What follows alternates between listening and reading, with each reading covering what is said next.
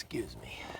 82 inches. Hey everybody, it's Paul. How are you guys doing? We're here in front of the soon reef to be. Now, if you're doing a big tank with lots of rock and a sump and all that other kind of stuff, you're going to definitely want to make sure that your home structure is set up to handle all of this weight. Now, this tank here is made with super thick glass. This is probably a couple 100 pounds. I have a 75-gallon tempered glass tank that's 100 pounds and it's thin, so I know that this being 120 versus 75, this thing has got to weigh a few 100 pounds. Then you got 100 pounds of rock. We're going to be putting in 80 pounds of sand. So let's say this is 200, 300.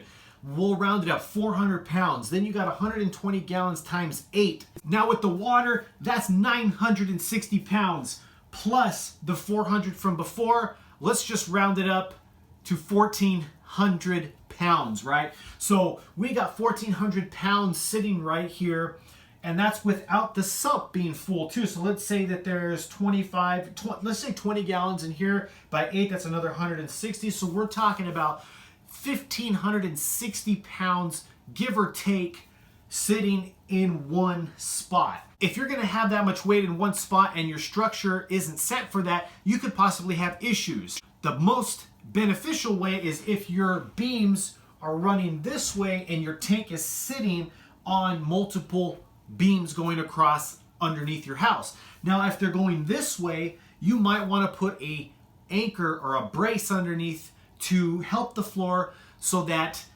you're minimizing your chances for an issue. So that is what we're going to address today. We're going to go under the house, we're going to take a look at it, and I'm going to show you guys how I did it. Also, disclaimer, so if you decide to do this, this is all going to be by your judgment and your responsibility, not mine. All right, here we go.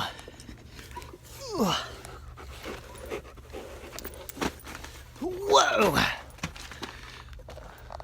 Zoe, what are you doing? All right, so let's see. Okay, now this is pretty awesome. Now, see the beams, how they're running? The tank is set the other way.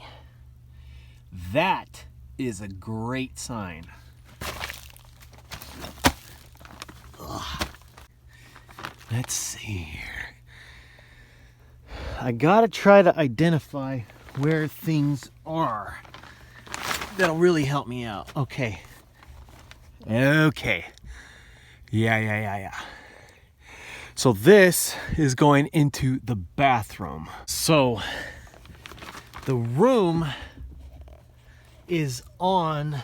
Okay, so we need to go and crawl more. Zoe! All right, let's continue to crawl, guys. The fun part, crawling through this huge mess. Excuse me. Okay, so what I know is there's a vent in that room that runs along the outer wall. So what we need to do is we need to find where that vent goes. You can see how it runs into the floor. That is the room that the tank is in. With that being said, we can see that the beams are all running. You can see which way the beams are running. The tank is sitting the opposite way. Now that is very good. What I'm probably gonna do is still put at least a pier or two down here, so we know that the beams are running the opposite direction, which is what we want to have even weight spread. Now that is the drain for the sink and the toilet in the bathroom, so I know that this is where all that lovely stuff is gonna be. There's Zoe checking on me. What are you doing over there, huh?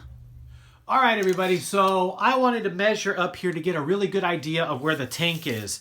Now, right over here on the other side, out of frame, is where the vent is for the air to come into the room. So we, about right here, are at about 55 inches.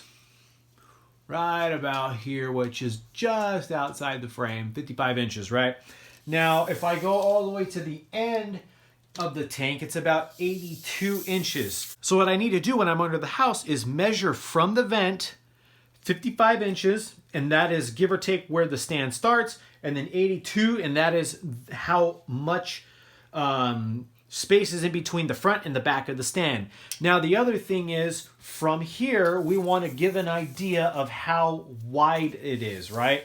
So the stand itself is 51 or almost 51 and an eighth or so, and what I want to do is give some space on each side. Okay, so right about here is where the vent is, and you can see we're at 5 feet. So what I know is that from there to here is 55, from there to the end is 82, and then from here to there is 5 feet. So I'm going to measure under there and pretty much have a good idea of exactly where the tank is standing. All right, so if you guys look, you can see I got the tape measure all the way up against that vent. Now, when I measured it upstairs, it was 55 inches from here to where the start of the tank was. So we know that the start of the tank is right about here, and then the end of the tank is right around here. So you can see that we're right here on the center of where that brace and that brace meet here, and it goes all the way down. So I know that the tank is going to be sitting between that 55 and this 82, give or take. It's going to be sitting right here. So we know that the tank is sitting right on where this cross beam where the cross beam come together. So that's a good strong point. Now it's 5 feet now. I'm gonna put this down. Okay, now so from right here, it has to go 5 feet down. Now from this back section here, it's gonna be right where you see that ducting. That's about 5 feet. So we know that by the ducting over there, that the tank should be sitting on this beam and that beam. So it's got all the weight braced across 2 beams, and it's along where the joints meet together on the cross bracing.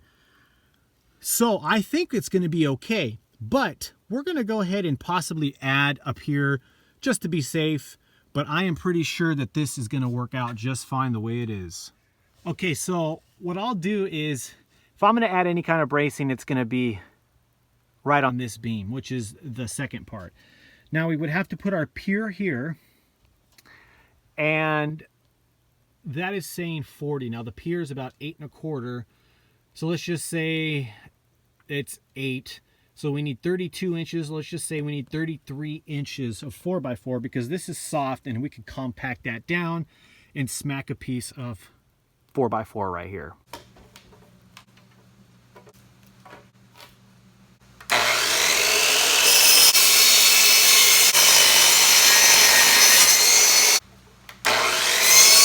All right, we're under the house, everybody. We got our 4x4, we got our cement pier. It is a stormy day, snow, hail, cold, rain, all that stuff. Okay, you guys gotta see something funny. Zoe brought me the ball.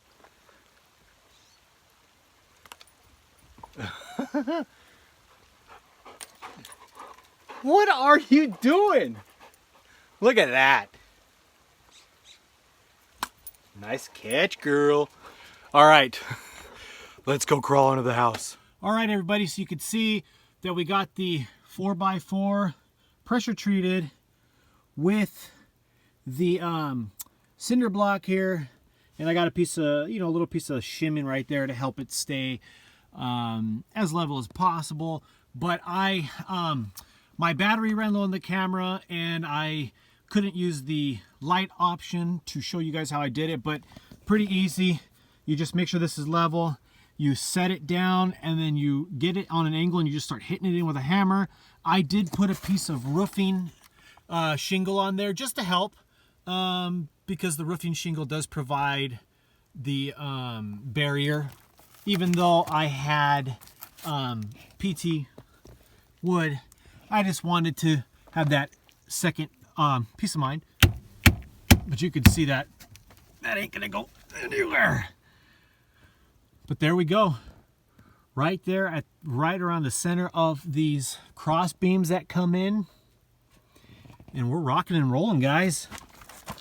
Rocking and rolling. So like I said, I'm sure that I was fine without adding the pier and the 4x4 brace, but better to be safe than sorry. So we got that done. Super excited. So now we know the floor is ready to go. So the next step is going to be tidying up some things so that it's 100% ready to go. Then adding the water. We are so close, everybody. So close. So I apologize for my absence. I know I've been gone for a while. Appreciate each and every one of you. If you guys could click the subscribe button, notification bell, that would be absolutely awesome. If you could like the video, comment down below, share the video, that would be awesome. And again, we possibly got a YouTube name change coming. My channel name may change, so keep an eye out for that. Thanks again for watching, everybody, and stay tanked.